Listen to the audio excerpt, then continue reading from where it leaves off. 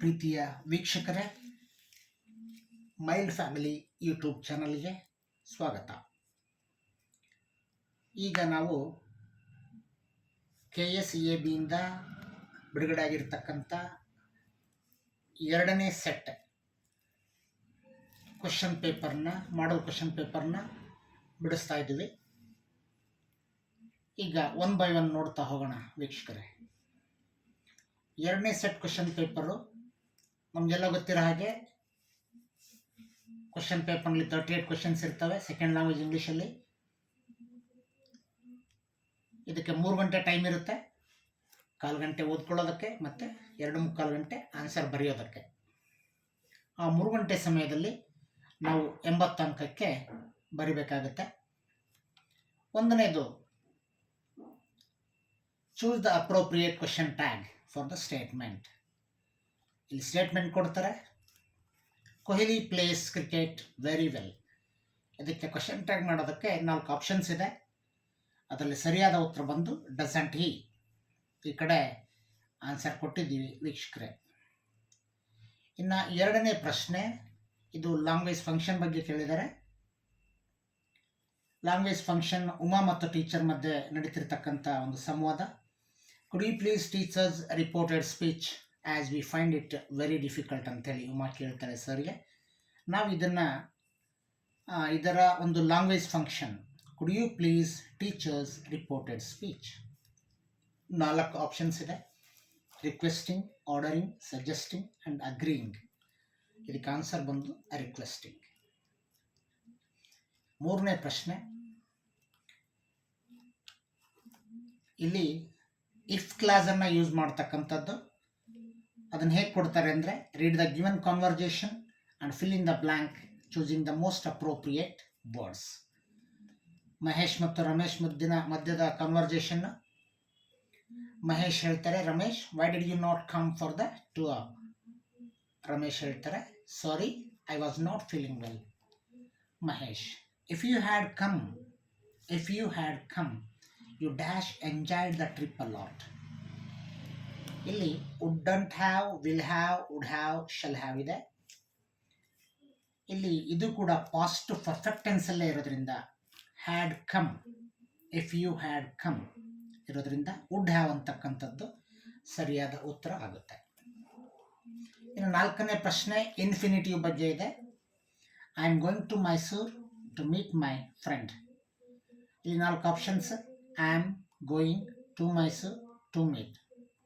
ಉತ್ತರ ಬಂದು to meet ಆಗುತ್ತೆ.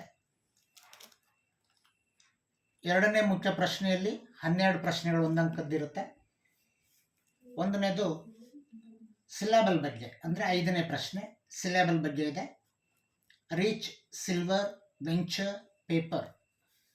ಇದರಲ್ಲಿ ಯಾವುದು 1 ಸಿಲಾಬಿಕ್ ವರ್ಡ್? ರೀಚ್ ಅಂತಕ್ಕಂಥದ್ದು ಉತ್ತರ. 6ನೇ ಪ್ರಶ್ನೆ ಕಾಲೋಕೇಟಿವ್ ವರ್ಡ್ಸ್ ಬಗ್ಗೆ ಇದೆ.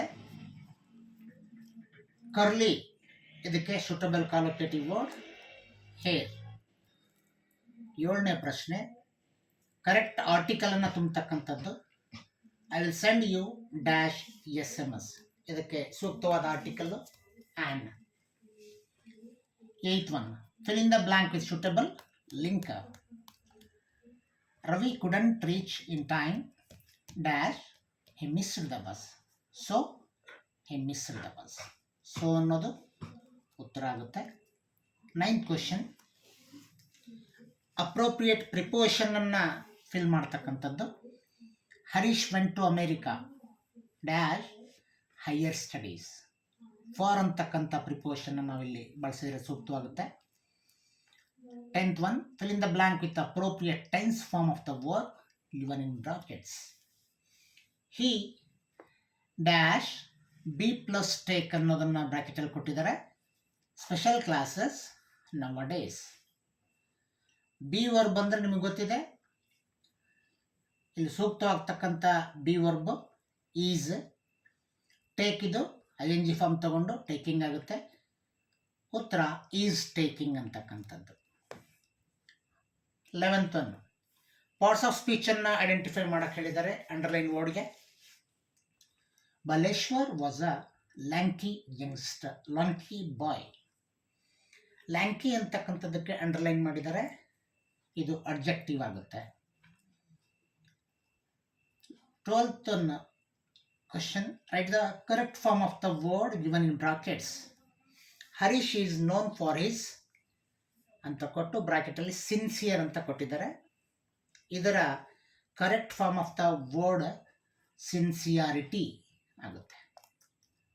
13th one, ಕಂಡಕ್ಟ್ ಅನ್ನೋದನ್ನು ವರ್ಬಲ್ಲಿ ಉಪಯೋಗಿಸಿ. Our teacher conducted so many exams ಅಂತ ಹೇಳಿ ನಾವು ಮಾಡಿದ್ದೀವಿ. 14th one, ಕಂಪ್ಯಾರಿಟಿವ್ ಡಿಗ್ರಿಗೆ ಚೇಂಜ್ ಮಾಡಿ. Bengaluru is the most expensive city in India. ಅದನ್ನು ಕಂಪ್ಯಾರಿಟಿವ್ ಡಿಗ್ರಿ ಮಾಡಿದರೆ ಈ ರೀತಿ ಆಗುತ್ತೆ. Bengaluru is more expensive than any other city in India. 15th one, change into passive voice. The education minister distributed the prizes. ಇದನ್ನು passive ವಾಯ್ಸ್ಗೆ change ಮಾಡಿದರೆ ಈ ರೀತಿ ಆಗುತ್ತೆ. The prizes were distributed by the education minister. 16th one, reported ಸ್ಪೀಚ್ಗೆ change ಮಾಡ್ತಕ್ಕಂಥದ್ದು. Underline ಮಾಡಿರೋ sentence ಬಂದು where did you go yesterday. ಇದು ರಾಧಾ ಮತ್ತು ರಶ್ಮಿ ನಡುವಿನ ಕಾನ್ವರ್ಸೇಷನ್. ರಶ್ಮಿ ಹೇಳ್ತಾಳೆ I went to Bangalore. Radha asked Rashmi ಅಂತ ಅವ್ರು ಕೊಟ್ಟಿದ್ದಾರೆ. ಇಲ್ಲಿ ಇದು WH ವರ್ಡ್ ಆಗಿರೋದ್ರಿಂದ ನಾವು ಯಾವುದೇ ಇಫ್ ಆಗಲಿ ವೆದರ್ ಆಗಲಿ ಅಥವಾ ದಟ್ ಅನ್ನೋ ಪ್ರಿಪೋಷನ್ ಆಗಲಿ ಹಾಕೋದು ಬೇಕಾಗಿಲ್ಲ. ಡೈರೆಕ್ಟ್ ವೇರ್ ಅನ್ನೋ ಒಂದು WH ವರ್ಡನ್ನೇ ಹಾಕ್ತೀವಿ. Radha asked Rashmi where she had gone previous day. Third main ಇದು ಎಡಿಟ್ ಬಗ್ಗೆ ಇರುತ್ತೆ, ಎಡಿಟಿಂಗ್ ಬಗ್ಗೆ. Swami hurriedly got up and spread his bed under the bench and crouched there. It seemed to be a much safer place, more compact and reassuring. ಇಲ್ಲಿ ಎರಡು ಮಿಸ್ಟೇಕ್ಗಳಿದೆ, spelling mistake ಮತ್ತು verbal mistake. ಅವೆರಡನ್ನ correct ಮಾಡಿ ಮತ್ತೆ ನಾವು rewrite ಮಾಡಬೇಕಾಗುತ್ತೆ. Correct ಮಾಡಿ ಅಂತ ಹುಡುಕಾಡಿದಾಗ ನಮಗೆ ಸಿಕ್ಕಿದ್ದು ಕ್ರೌಚ್ ಅನ್ನೋ ಇದ್ರ ಮುಂದೆ ದೇರ್ ಅಂತ ಇದೆ, ಅದು THEIR ಇದೆ, ಅದು THERE ಆಗಬೇಕು. ಇನ್ನು ವರ್ಬಲ್ ಮಿಸ್ಟೇಕ್ ಅಂದಾಗ ಕ್ರೌಚ್ ಅಂತ ಇದೆ, ಅದು ಪಾಸ್ಟ್ ಟೆನ್ಸ್ ಫಾರ್ಮ್ ಆಗಬೇಕು, ಕ್ರೌಚ್ಡ್ ಅಂತ. ಅದನ್ನು ನೀಟಾಗಿ ಮತ್ತೊಂದು ಸಲ ನಾವು ರೀರೈಟ್ ಮಾಡಿದ್ದೀವಿ ಕೆಳಗಡೆ. Swami hurriedly got up and spread his bed under the bench and crouched there. It seemed to be a safer place, more compact and reassuring. 4th main 2-3 ವಾಕ್ಯಗಳಲ್ಲಿ ಉತ್ತರಿಸಿ. 7 ಪ್ರಶ್ನೆ ಇದೆ, 14 ಅಂಕಕ್ಕೆ 2 ಅಂಕದ ಪ್ರಶ್ನೆಗಳೆಲ್ಲ. ಇದು 3rd lesson, a gentleman of Rio en Medio. The gentleman of Rio en Medio ಅದರಲ್ಲಿ ಬಂದಿರತಕ್ಕಂಥ ಪ್ರಶ್ನೆ. How can you say that Don Anselmo was a man of principles. 19ನೇ ಪ್ರಶ್ನೆ, why did Nehru call doctor Ambedkar as a symbol of revolt. Ambedkar ಪಾಠದಿಂದ. 20ನೇ ಪ್ರಶ್ನೆ, how did Pandit Ravishankar and Ustad Alla Rakha keep their promise to Smita. ಇದು ಕಾನ್ಸೆಪ್ಟಿಂದ ಬಂದಿರತಕ್ಕಂಥ ಪ್ರಶ್ನೆ. 21ನೇದು, why did the super powers meet in Geneva. ಇದು science and hope of survival ಪಾಠದಿಂದ ಬಂದಿರತಕ್ಕಂಥ ಪ್ರಶ್ನೆ. ಇನ್ನು 22ನೇದು, why does the poet say the calendars and clocks are useless in space. ಇದು ನಮಗೆಲ್ಲ ಗೊತ್ತಿರೋ ಹಾಗೆ off to outer space tomorrow morning ಪಾಠದಿಂದ ಬಂದಿರತಕ್ಕಂಥದ್ದು.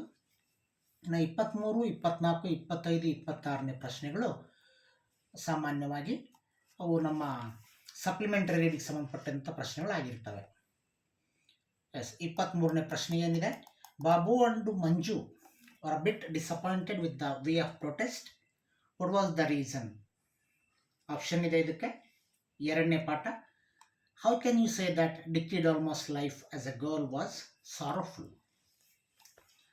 ಇನ್ನು 3 ಮತ್ತು 4ನೇ ಸಪ್ಲಿಮೆಂಟರಿ ರೀಡಿಂಗ್ಗಳಿಗೆ ಆಪ್ಷನ್ಸ್ ಇರ್ತದೆ, ಎರಡರಲ್ಲಿ ಯಾವುದಾದ್ರು ಒಂದನ್ನು ಬರೀಬೇಕಾಗ್ತದೆ.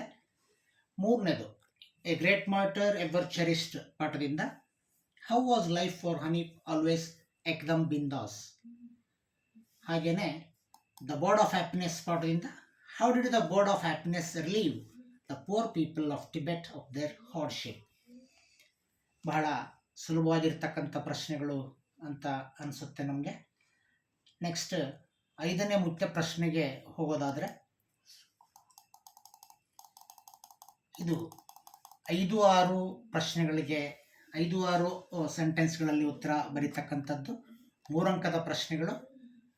ಇದು physical disability is not a barrier to success, justify the statement with reference to the life of Satish Gujral. ಇದು ನಮಗೆಲ್ಲ ಗೊತ್ತಿರೋ ಹಾಗೆ ಕಲರ್ಸ್ ಆಫ್ ಸೈಲೆನ್ಸ್ ಪಾಠದಿಂದ ಬಂದಿರತಕ್ಕಂಥದ್ದು. ಹಾಗೆಯೇ 26ನೇದು, how does the poet express the feelings of mother earth through the poem I am the land. ಇಲ್ಲೂ ಕೂಡ ಐ ಆಮ್ ದ ಲ್ಯಾಂಡ್ ಪದ್ಯದ ಸಮ್ಮರಿಯನ್ನೇ ನಾವು ಬರೀಬೇಕಾಗ್ತದೆ. ಇನ್ನು 6ನೇ ಮುಖ್ಯ ಪ್ರಶ್ನೆಯಲ್ಲಿ 4 ಎಕ್ಸ್ಟ್ರಾಕ್ಟ್ಗಳಿರ್ತದೆ, 3 ಪಾಠಗಳಿಗೆ ಸಂಬಂಧಪಟ್ಟಂತೆ, 1 ಪದ್ಯಕ್ಕೆ ಸಂಬಂಧಪಟ್ಟಂತೆ. ಅವುಗಳನ್ನು ನೋಡೋದಾದರೆ 27ನೇ ಪ್ರಶ್ನೆ ಸ್ಟೇಟ್ಮೆಂಟ್ ಬಂದು, you must sleep alone hereafter. ಈ ಸ್ಟೇಟ್ಮೆಂಟಿಗೆ 3 ಪ್ರಶ್ನೆಗಳಿದೆ, ABC. ಎ ಪ್ರಶ್ನೆ ಬಂದು, who does the word you refer to? Answer ಬಂದು Swami. B, who is the speaker? ಈ ಮಾತನ್ನು ಯಾರು ಹೇಳ್ತಾರೆ? Swami's father. C, why does the speaker want him to sleep alone? ಯಾಕೆ ಅವನು ಏಕಾಂಗಿಯಾಗಿ ಅಥವಾ ಒಬ್ಬನೇ ಮಲಗಬೇಕು ಅಂತ ಸ್ಪೀಕರ್ ಅಂದರೆ ಅವರಪ್ಪ ಹೇಳ್ತಾರೆ. The Swami was in the second form. He slept beside his granny or mother like a baby. According to Swami's father, it was shameful. Swami's father wanted his son to prove that he had the courage to sleep alone. Okay, 28ನೇ ಪ್ರಶ್ನೆ. 28ನೇ ಪ್ರಶ್ನೆಯ statement ಬಂದು ಈ ರೀತಿ ಇದೆ, I think it is astonishing that a stranger would jump off a train and risk is life for me. ಇದು ನಮಗೆಲ್ಲ ಗೊತ್ತಿರೋ ಹಾಗೆ there is a girl by the tracks ಪಾಠದಿಂದ ಬಂದಿರತಕ್ಕಂಥ statement. Who said these words? Roma Talreja. Who is the stranger? Baleshwar Mishra. Why did he risk his life for her? She needed help, so he risked his life. 29th statement, I prefer your company to theirs. ಆ ಸ್ಟೇಟ್ಮೆಂಟ್ಗೆ 3 ಪ್ರಶ್ನೆಗಳು. A, who does I refer to? ನಾನು ಅಂದರೆ ಯಾರಿಲ್ಲಿ? Pepe. Whose company did he prefer? ಯಾರ ಕಂಪನಿಯನ್ನು ಅವನು prefer ಮಾಡ್ತಾನೆ? ಕೊಲಂಬಸ್ ಅವರ ಕಂಪನಿಯನ್ನು. C, why did he prefer his company? He was loyal to Columbus and had faith on him. That's why he prefer his company. 30th question, ಇದು song of India ಪದ್ಯದಿಂದ ಬಂದಿರತಕ್ಕಂಥದ್ದು. Querulous, I said, is there no song that I can sing of you? ಈ ಸ್ಟೇಟ್ಮೆಂಟ್ಗೆ ಬರ್ತಕ್ಕಂಥ ಪ್ರಶ್ನೆಗಳಲ್ಲಿ 1ನೇದು, A, who is the speaker here? Poet VK Gokak. Who are these words said to? These words said to Mother India. And C, why is the speaker querulous?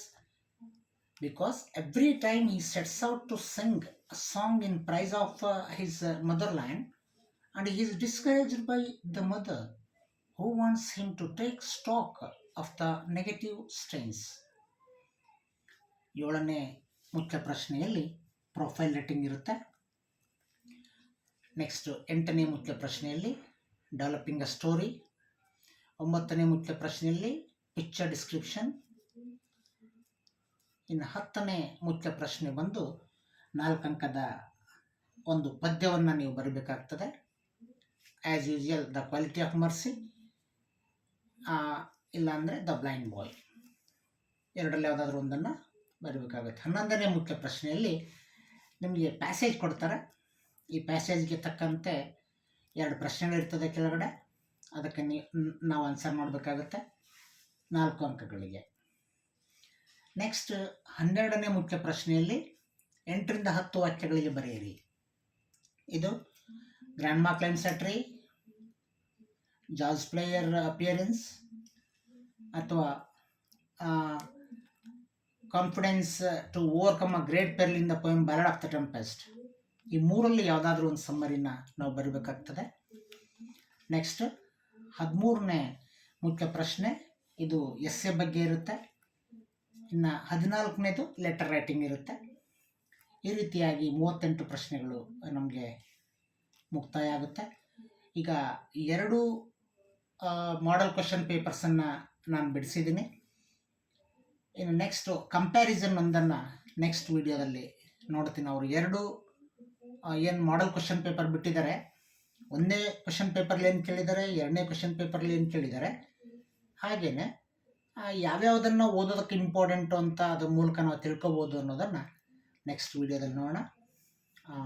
Thanks for watching. Thank you.